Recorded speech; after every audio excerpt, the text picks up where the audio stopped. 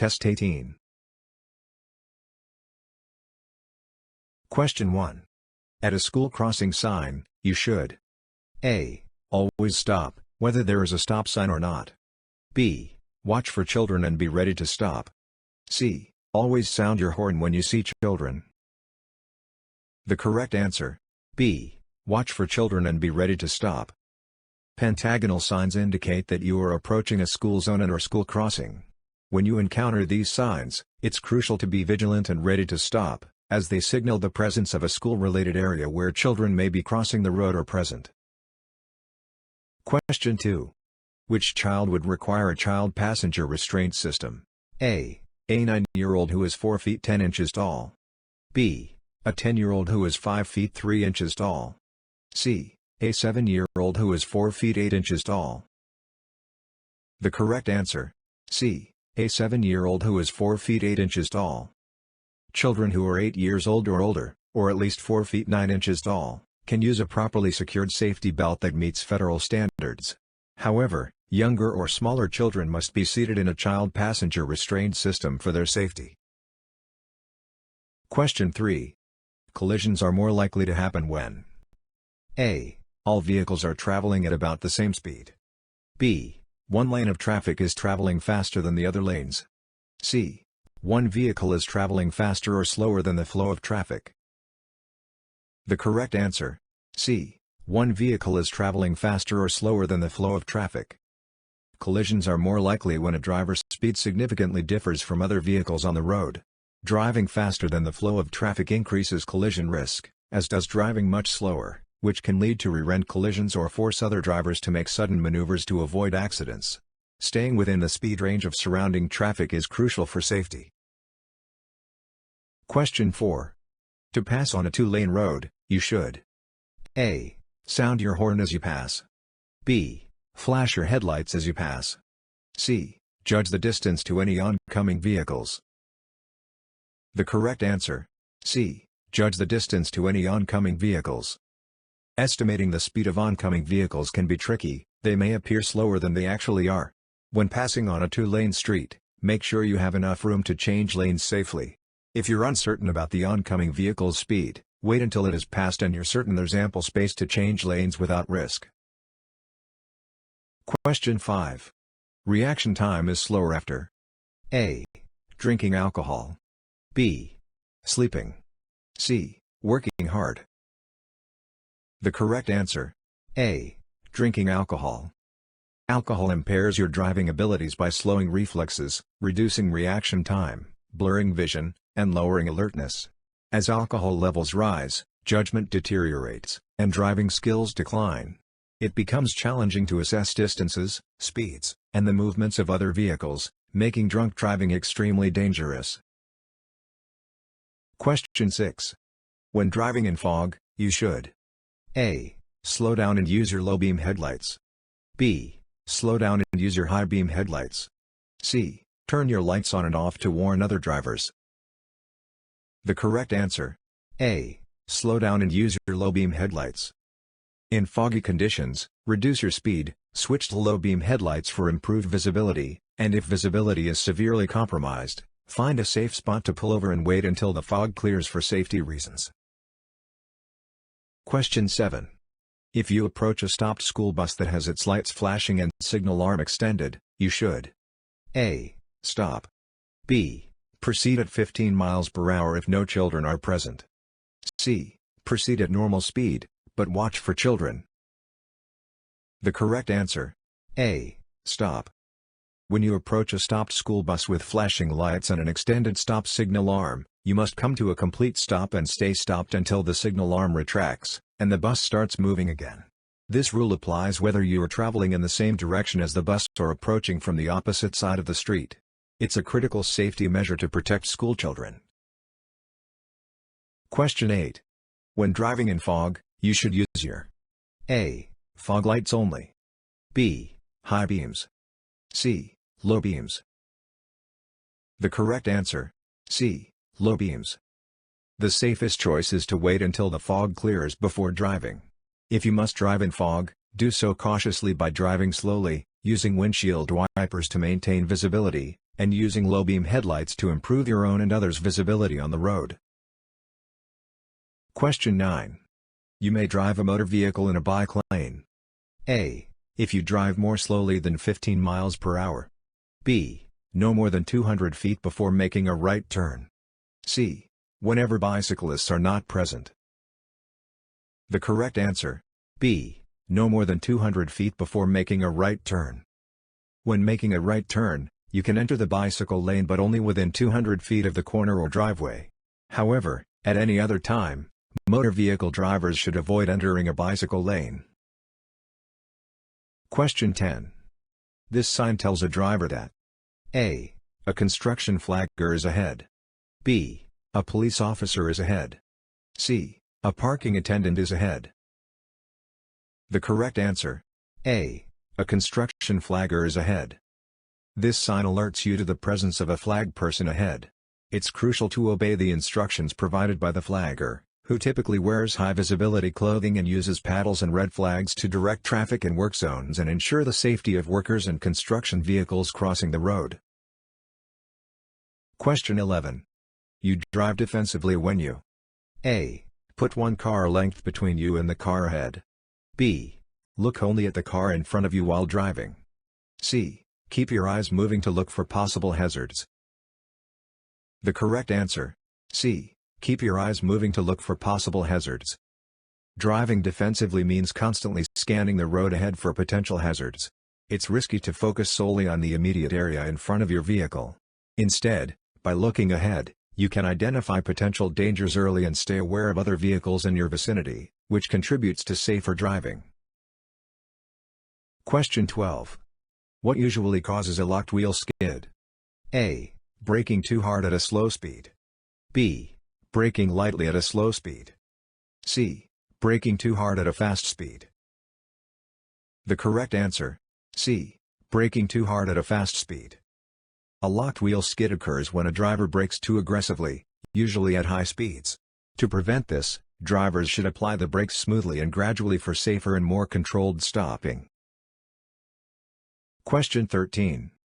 With a Class C driver license, a person may drive A. A 3-axle vehicle if the gross vehicle weight is less than 6,000 pounds.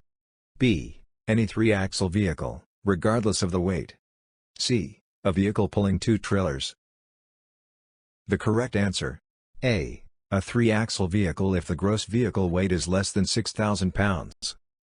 A person holding a Class C license is typically allowed to operate a 3-axle vehicle as long as it doesn't exceed a weight of 6,000 pounds. This weight limit specifies the maximum permissible weight for the vehicle. Question 14. Prior to entering a curve. A. Activate your turn signal. B. Reduce your speed.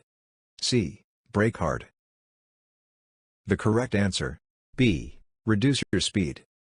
You can drive slower than the posted speed limit when road conditions require it for safety.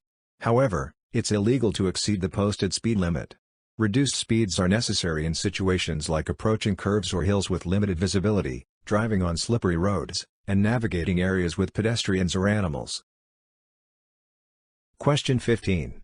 If you come across livestock or other animals on the roadway, you should A. Swerve out of the way. B. Slow down and stop. C. Ignore them. The correct answer, B. Slow down and stop. When encountering an animal on the road while driving, try to slow down and stop if it's safe to do so. Swerving to avoid the animal can be risky, as it may lead to loss of control and potentially cause an accident. Prioritizing safety by slowing down and stopping when possible is the recommended course of action. Question 16. At intersections, crosswalks, and railroad crossings, you should always A. Stop, listen, and proceed cautiously. B. Look to the sides of your vehicle to see what is coming. C. Slowly pass vehicles that seem to be stopped for no reason. The correct answer, B. Look to the sides of your vehicle to see what is coming. Whenever you reach an intersection, crosswalk, or any point where pedestrians or vehicles might cross your path or where traffic lanes merge, it's essential to check both the left and right sides of your vehicle to ensure no one is approaching or entering your path. This helps ensure safety by preventing accidents with other road users. Question 17. If you have trouble seeing other vehicles because of dust or smoke blowing across the roadway, you should drive more slowly and turn on your A. Emergency flashers. B. Parking lights. C. Headlights. The correct answer: C. Headlights. You should turn on your headlights whenever conditions make it difficult to see other vehicles, and this also helps other drivers see you more easily. Question 18. This yellow sign means A. One lane ahead. B. Merging traffic ahead. C. Lane ends ahead. The correct answer: B. Merging traffic ahead. The merging traffic ahead sign warns you that there might be other vehicles joining your lane from an incoming road or lane. Be prepared to adjust your speed and position to safely accommodate merging vehicles. Question 19. It is illegal to leave a child age 6 or younger unattended in a vehicle on a hot day. A. Even if they are secured in a child passenger restraint system. B. If they are supervised by a person 12 years of age or older. C. Only if the key is in the ignition. The correct answer: A. Even if they are secured in a child passenger restraint system. Leaving a child unattended in a car is always a bad idea due to safety risks. In many places, it is also illegal to leave a child aged 6 or younger unattended in a vehicle. If necessary, a child may be left in the car under the supervision of a person aged 12 or older, but it's essential to prioritize the child's safety and well-being. Question 20. As you approach the top of the hill, you should A. Speed up slightly. B. Prepare to stop, if needed. C. Maintain a steady speed. The correct answer: B. Prepare to stop, if needed. When approaching a hill or curve, it's important to adjust your speed so that you can come to a stop if needed. You might not know what's on the other side or just around the bend, and this precaution is crucial for safety. It ensures that you can react appropriately to any unexpected obstacles or stalled vehicles that may be out of your line of sight. Question 21. You may make a left turn on a red light only from A. One-way street onto a two-way street. B. One-way street onto a one-way street. C. Two-way street onto a one-way street. The correct answer: B. One-way street onto a one-way street. You can make a left turn against a red light when going from a one-way street to another one-way street, but only if there's no sign prohibiting it. However, always yield to any vehicles, pedestrians, or bicyclists with a green light, check both ways for safety, and proceed when it's clear. Question 22. Tailgating other drivers, driving too closely to their rear bumper. A. Can frustrate other drivers and make them angry. B. Cannot result in a traffic citation. C. Reduces collisions by preventing being cut off. The correct answer: A. Can frustrate other drivers and make them angry. Tailgating, the practice of driving too closely to the vehicle in front of you, is a common behavior that can contribute to aggressive driving and road rage. It's crucial to avoid tailgating as it can lead to accidents. Additionally, drivers who engage in such unsafe behavior may face legal consequences or penalties for their actions. Question 23. It is necessary to use your low beams anytime you are A. On a lighted street. B. On a freeway. C. In fog. The correct answer: C. In fog. In adverse weather conditions like fog, snow, rain, or mist, use low beams instead of high beams. High beams can reflect off precipitation, creating glare and reducing visibility. Some vehicles have fog lights, which should be used along with low beams for improved visibility in such conditions. Question 24. Before you enter an intersection, you should look to your A. Left, your right, then your left again. B. Right. C. Left. The correct answer: A. Left, your right, then your left again. When approaching an intersection, it's crucial to check for approaching vehicles or pedestrians from both the left and right. Give a second look to the left because vehicles from that direction will be closer. Before proceeding, ensure the entire path through the intersection is clear by looking across it to maximize safety. Question 25. This road sign means A. When pavement is wet, reduce your speed. B. The road ahead wins in a series of turns or curves. C. Traffic increases ahead. The correct answer. A. When pavement is wet, reduce your speed. Warning signs are typically yellow with black markings. When you see such a sign, it's alerting drivers that the road ahead may become slippery when wet, and they should reduce their speed to maintain control and safety in wet conditions. Question 26.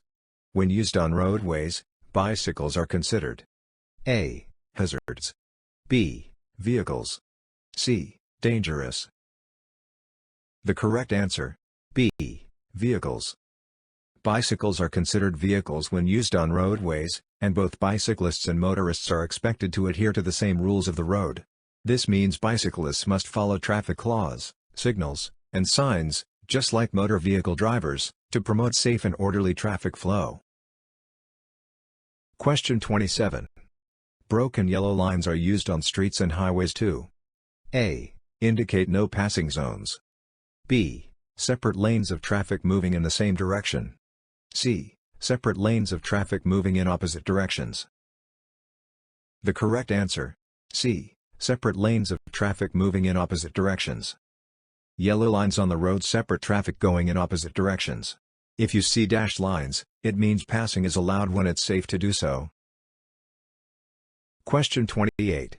Smoking inside a vehicle with a person younger than 18 years of age is A. Legal, if it is your child. B. Illegal at all times. C. Not restricted by law. The correct answer. B. Illegal at all times. In California, it is illegal to smoke in a vehicle at any time when a minor, someone under 18 years old, is present. This law is in place to protect the health and safety of children from the dangers of secondhand smoke. Question 29. It is illegal to drive in a bicycle lane unless you are A. In need of the space and the bike lane is empty. B. Passing another vehicle. C. Parking, where permitted, entering or leaving the road, turning, within 200 feet of an intersection. The correct answer. C. Parking, where permitted, entering or leaving the road, turning, within 200 feet of an intersection. Driving in a bicycle lane is generally illegal, except in specific situations such as parking where permitted, entering or exiting the road, or making a turn within 200 feet of an intersection. It's essential to follow these rules to ensure the safety of cyclists and maintain traffic order. Question 30. Yellow lines separate A. Traffic lanes on one-way streets. B. Traffic moving in opposite directions on two-way roads. C. All carpool lanes from regular traffic lanes. The correct answer. B. Traffic moving in opposite directions on two-way roads. Yellow lines in the center of a road are used to indicate two-way traffic. A solid yellow centerline means that drivers are not allowed to cross the line to pass other vehicles. A broken yellow centerline means that drivers may cross the line to pass, but they should only do so when it's safe and won't disrupt the flow of oncoming traffic.